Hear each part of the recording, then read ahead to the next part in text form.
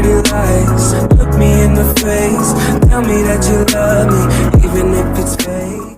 Hello everyone, welcome back to my channel commerce with Anjali Talwar. So आज जो हम topic करने वाले हैं वो है calculation of national income by expenditure method. हमने आज जो मेथड करना है, last method of this chapter, expenditure method. हम ऑलरेडी वैल्यू एडेड मेथड और इनकम मेथड कवर कर चुके हैं। आज ये लास्ट हमने करना है एक्सपेंडिचर मेथड, तो इसको स्टार्ट करते हैं। तो एक्सपेंडिचर क्या होता है? एक्सपेंडिचर होता है खर्चा, ठीक है। खर्चा कौन करेगा? कंज्यूमर सेक्टर भी खर्चा करता है। जब हम डिमांड करते हैं, कोई चीज़ परचेज करते हैं, तो हमारी क्या होती है? Expenditure. Private sector, producer sector भी खर्चा करता है जब वो फिक्स्ड एसेट्स परचेज करता है, स्टॉक्स हो गया उसका, राइट। गवर्नमेंट भी खर्चा करती है। गवर्नमेंट कैसे खर्चा करेगी? जब उसको वेलफेयर स्कीम्स चलानी होती हैं, जैसे मिड डे मील्स चलाती हैं वो, तो उसके लिए उसको खर्चा करना पड़ता है ना। तो ये चीज़ें आ जाएंगी, प्लस एक्सपोर्ट्स और इम्पोर्ट्स भी इसमें इंक्लूड होंगे। तो ये सबको मिलाकर हमारे क्या बनेगा? Expenditure method. तो स्टार्ट करते हैं। कहता है according to this method national income कैसे एस्टिमेट होगी हमारी? Expenditure on the purchase of final goods and services. हमने क्या प्लस करना है? फाइनल गुड्स एंड सर्विसेज पे जो भी खर्चा हो रहा है produced in the economy during an accounting year, उसको जब हम प्लस कर देंगे तो वो हमारी क्या बन जाएगी? GDP MP. क्या निकल के आएगी इस मेथड में? ये याद रखना, फर्स्ट मेथड जो वैल्यू एडेड किया था और ये लास्ट मेथड एक्सपेंडिचर मेथड, इसमें हमारी क्या निकलती है? GDP MP. उसको हम कन्वर्ट करते हैं अकॉर्डिंग टू क्वेश्चन। और जो हमने सेकेंड मेथड लास्ट वीडियो में किया था, कौन सा था वो? Income method. उसमें निकलती है बेटा एनडीपीएफसी, ठीक है, एनडीपीएफसी। सो इसको कंटिन्यू करते हैं। सिंस फाइनल एक्सपेंडिचर में क्या क्या आता है? कंजप्शन आती है।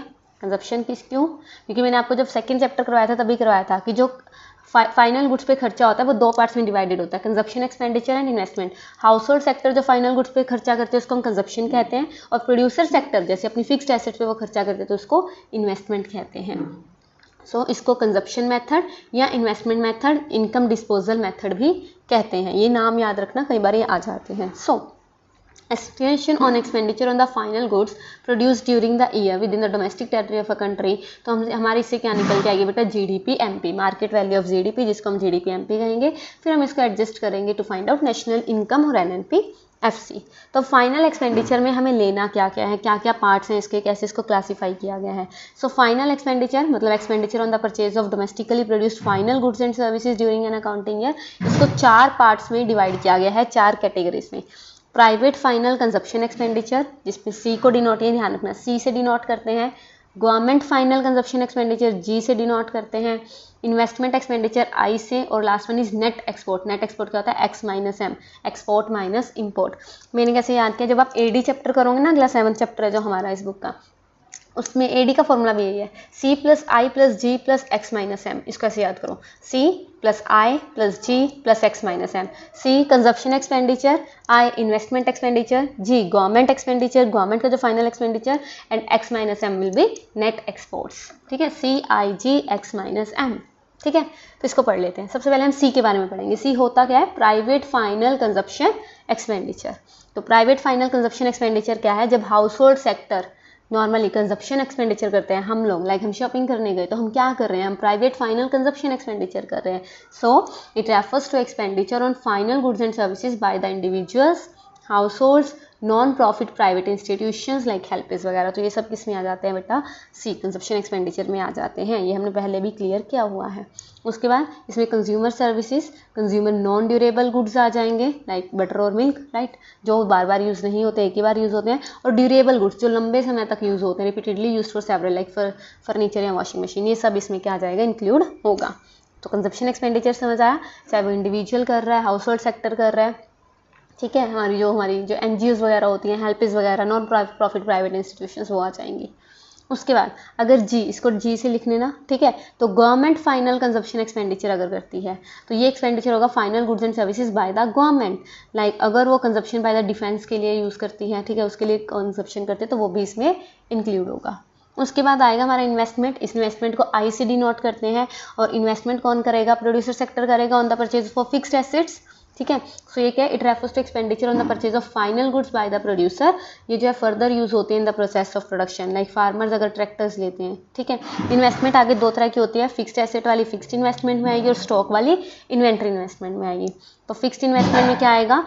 Refers to the expenditure by the producer on the purchase of fixed assets like plant and machinery. इसको हमने फिक्स्ड इन्वेस्टमेंट को बिजनेस फिक्स्ड इन्वेस्टमेंट और fixed investment by the household में भी, कंस्ट्रक्शन ऑफ हाउसेज वगैरह हो गए, ये सब भी आ जाता है इसमें। पब्लिक फिक्स्ड इन्वेस्टमेंट या fixed investment by the government भी आ जाता है। तो फिक्स्ड इन्वेस्टमेंट में सब आ गया। हाउस होल्ड कंस्ट्रक्शन का काम कर रहे हैं, वो भी एक तरह की फिक्स्ड इन्वेस्टमेंट है। प्रोड्यूसर सेक्टर फिक्स्ड एसेट्स ले रहे हैं, तो वो भी फिक्स्ड इन्वेस्टमेंट का काम है। या फिर गवर्नमेंट कोई कंस्ट्रक्शन का काम करवा रही है, रोड्स, डैम्स, ब्रिजेस वगैरह, तो वो भी फिक्स्ड इन्वेस्टमेंट का ही पार्ट है, जो आगे लंबे समय तक हमारे यूज़ हो सकते हैं फर्दर प्रोडक्शन में। और इन्वेंट्री इन्वेस्टमेंट होता है बेटा change in stock during the year. और चेंज इन स्टॉक कैसे निकलता है, हमने करा हुआ है closing stock minus opening stock. ठीक है। और लास्ट फोर्थ पार्ट क्या था, नेट एक्सपोर्ट। नेट एक्सपोर्ट क्या होता है, difference between export and import during an accounting year.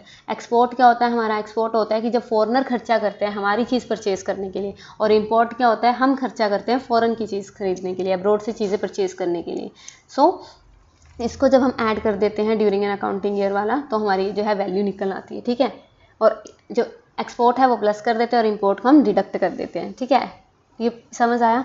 सो जब मैं इन सबको प्लस कर दूंगी, जो मैंने C plus I plus G plus X minus M, जब मैंने ये सब इंक्लूड किया तो इसको मैं कहती हूँ GDP MP। तो मेरे क्या निकल गई, gross domestic product at market price. जब मेरा GDP MP निकल के आया, अगर मैं private final consumption expenditure C I G X minus M। अच्छा ये ध्यान रखना बेटा, जो यहाँ पे डोमेस्टिक कैपिटल फॉर्मेशन इन्वेस्टमेंट लेनी है, ये ग्रोस ही लेनी है। जो यहाँ पे इन्वेस्टमेंट लेनी है वो ग्रोस लेनी है। अगर यहाँ पे नेट इन्वेस्टमेंट ले ली तो आपका NDP MP निकल आएगा डायरेक्ट। इसीलिए इसको क्या करो, यहाँ पे डेप्रिसिएशन प्लस कर लो। या तो ग्रोस है, आपको नेट गिवन होगा तो डेप्रिसिएशन प्लस कर लिया करो, तो आपकी क्या निकल आएगी, GDP MP। GDP MP से मुझे निकालनी है NNPFC, तो ग्रोस से नेट जाना है, नेट जाना है तो मैं डेप्रिसिएशन माइनस कर दूंगी, डोमेस्टिक से नेशनल जाना है, net factor income from abroad plus हो जाएगा, और मुझे मार्केट प्राइस से फैक्टर कॉस्ट जाना है तो माइनस नेट इनडायरेक्ट टैक्सेस हो जाएंगे। ठीक है, ये तो आपको आता होगा।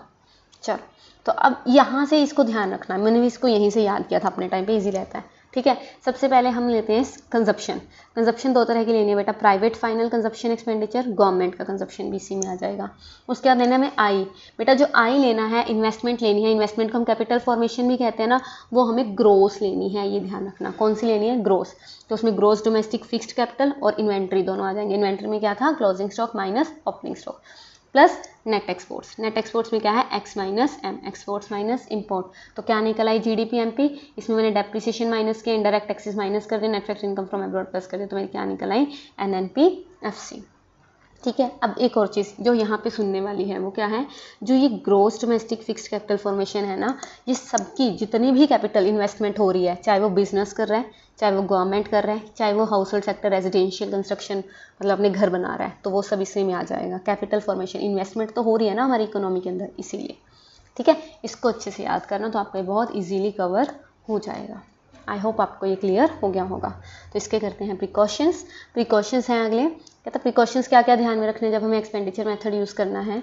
सिर्फ फाइनल एक्सपेंडिचर लेना है, इंटरमीडिएट वाला नहीं लेना। डबल काउंटिंग को सॉल्व करने के लिए ये हमने ऑलरेडी किया हुआ है।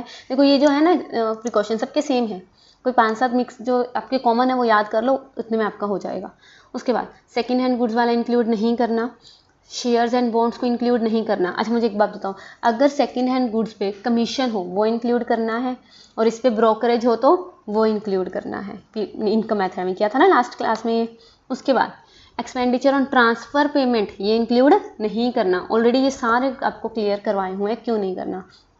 ठीक है, सेल्फ वो कंजप्शन वाले वो ध्यान में रखने हैं, सेल्फ कंजप्शन के गुड्स हैं वो भी इंक्लूड करने हैं, और imputed rent of owner occupied house, बिल्कुल सेम टॉपिक्स जो हमने वैल्यू एडेड मेथड में भी किए और हमने लास्ट इनकम मेथड में भी किए हैं, बिल्कुल सेम है ये। ठीक है, तो मुझे लगता है आपको आते होंगे। ठीक है, तो आगे कंटिन्यू करते हैं, 2 एग्जाम्पल्स करेंगे इसके, तो फिर हमारा ये चैप्टर कंप्लीट हो जाएगा। तो हमें निकालना क्या है, कहता from the following data GDP निकालो at MP and at FC। चलो अब देख लेते हैं, अब क्वेश्चन से देख के पता लगता है बेटा कौन सा मेथड लगेगा। तो gross investment, net export, net depreciation, ठीक है, प्राइवेट फाइनल कंजप्शन एक्सपेंडिचर, तो ऑब्वियसली हमारा एक्सपेंडिचर मेथड लगेगा। तो एक्सपेंडिचर मेथड से निकलता क्या है, GDP MP। इसमें मैं क्या करूँगी, ग्रोस इन्वेस्टमेंट ऐड कर लूँगी, नेट एक्सपोर्ट्स ऐड कर लूँगी, उसके बाद प्राइवेट फाइनल कंजप्शन एक्सपेंडिचर और गवर्नमेंट कंजप्शन एक्सपेंडिचर। देखो gross investment, net export, private के एक्सपेंडिचर और गवर्नमेंट के एक्सपेंडिचर जब मैंने प्लस किए तो मेरी क्या निकल आई, GDP MP। और GDP MP को अगर मैं FC में चेंज करती हूँ, मार्केट प्राइस से फैक्टर को जाते हैं तो हमारा क्या हो जाएगा, माइनस नेट इनडायरेक्ट टैक्सेस। तो 550 हमारा आंसर आया था, उसमें से जो हमारा नेट इनडायरेक्ट टैक्सेस हैं 5, वो हम माइनस कर देंगे तो 545 विल बी आंसर। अब यहाँ पे ये जो डेप्रिसिएशन और net factor income from abroad है, ये आपको कंफ्यूज करने के लिए दिया गया था, ठीक है, ताकि बच्चे सोचे अगर दिया कुछ तो करना ही होगा। ऐसा नहीं होता, ज़रूरी नहीं है इकोनॉमिक्स के अंदर कि आपको जितनी भी वैल्यू दी है सबका यूज़ होगा। आपको बहुत क्वेश्चंस में कई वैल्यूज़ को इग्नोर करना पड़ेगा according to the requirement of the question, ठीक है, तो इस बात का ध्यान रखना। अब हमें निकालनी है NDP-FC, निकाल लेते हैं जी। ग्रॉस डोमेस्टिक फिक्स इन्वेस्टमेंट, यहीं से मुझे पता लग गया इन्वेंट्री इन्वेस्टमेंट की ये कौन सा लगेगा, GDP MP वाला फॉर्मूला लगेगा हमारा एक्सपेंडिचर मेथड का। तो GDP MP के according gross domestic fixed expenditure plus inventory expenditure, ठीक है, इसमें प्लस हो जाएगा मेरा कंजप्शन और ये रेजिडेंशियल वाला। एक सेकेंड, रेजिडेंशियल नहीं इंक्लूड होगा, हाँ ये बात यहाँ पे देखने वाली है, क्योंकि रेजिडेंशियल वाला ऑलरेडी किस में इंक्लूडेड है, हमारा ग्रॉस डोमेस्टिक फिक्स्ड इन्वेस्टमेंट में इंक्लूडेड है। रेजिडेंशियल दोबारा से इंक्लूड करने की ज़रूरत नहीं है, देखो मैंने आपको यहाँ पे ये करवाया है। अगर आपको gross domestic investment direct given है तो मतलब ये रेजिडेंशियल वाला ऑलरेडी इसमें इंक्लूडेड है, तो इसको दोबारा से इंक्लूड करने की ज़रूरत नहीं है, क्योंकि इसी का क्या है, कंपोनेंट है। तो इसीलिए तीनों ऐड हो जाएंगे, इसको हम इग्नोर कर देंगे रेजिडेंशियल वाले को, और हमारा आंसर क्या आ जाएगा, 35,000।